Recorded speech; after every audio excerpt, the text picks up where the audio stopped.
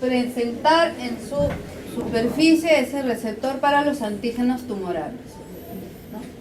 Si ese tumor libera cierto tipo de antígeno, entonces en esta célula tendrá que haber ese receptor.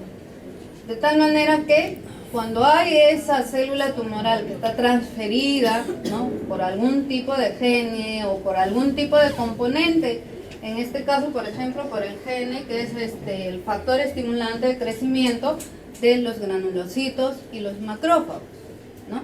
Cuando hay ese gen, entonces lo que hace es estimular que estas células dendríticas aumenten, ¿no? Estas células dendríticas aumenten, y obviamente si hay mayor cantidad de células dendríticas, entonces se activarán más rápidamente los otros tipos celulares y la destrucción de ese tumor tal vez sea más eficiente, ¿no?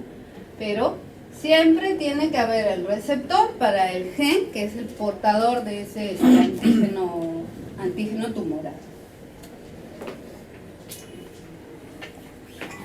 Y esos péptidos, ¿no? Ya sabemos que cuando los antígenos, las partículas antigénicas han sido presentadas, el complejo de mayor de histocompatibilidad son péptidos, porque ya han sido desmenuzados, han sido procesados y presentados como péptidos en la membrana de las células, formando el complejo mayor de histocompatibilidad.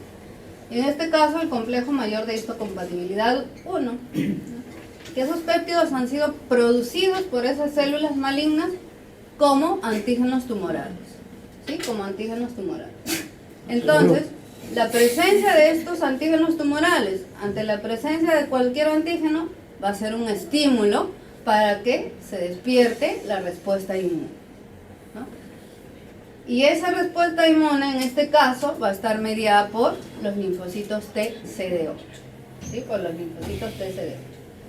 Asociado siempre TCD8 con el complejo mayor de histocompatibilidad 1, entonces reaccionan frente a esos péptidos que han sido presentados y reconocidos por la acción de esos antígenos tumorales, ¿sí?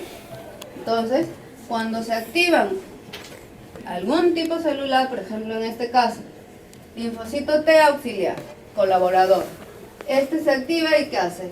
Libera estas sustancias, interleuquina 2, interferón gamma, beta, interleuquina 2, ¿sí? Entonces, estimula también a que estos macrófagos puedan fragmentar o destruir más rápidamente aquellas células malignas. Entonces, todo tiene que ser relacionado. Ninguno de los elementos funciona aislado, ¿no? Y mientras más participación haya de todos los elementos que tienen que participar en el sistema inmune, entonces posiblemente la destrucción de esa célula o de ese tumor sea más fácil o la más adecuada y en el tiempo más rápido, ¿no? Otra de las células que actúan, ¿no?, frente a estos antígenos tumorales van a ser las células natural killer. Y estas son capaces de destruir las células tumorales sin haber tenido una previa sensibilización, ¿no? De repente, ven algo extraño, ven algo que no pertenece a nuestro organismo, la función de esto es tratar de destruir, ¿no? Y deben tener estas células natural killer unas proteínas receptoras, ¿no? En este caso, las NKG2D. Cuando presentan esos receptores, entonces las células tumorales, células malignas van a ser más rápidamente reconocidas.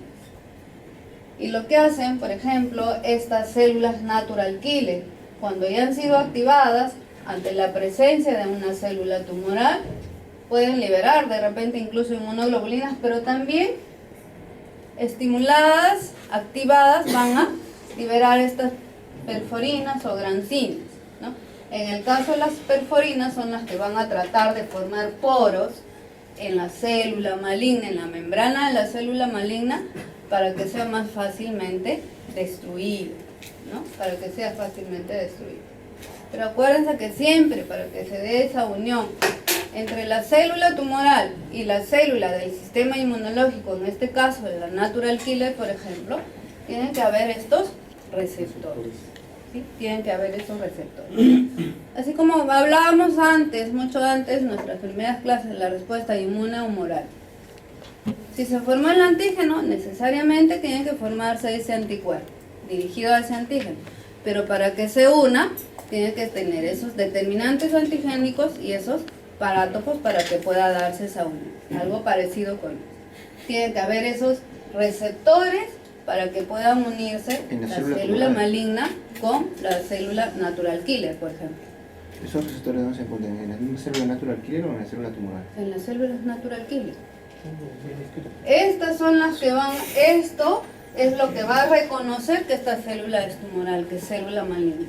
Porque acuérdense que las células tumorales van a ir eliminando o van a ir mostrando los antígenos tumorales, ¿no? Y tendrán que unirse.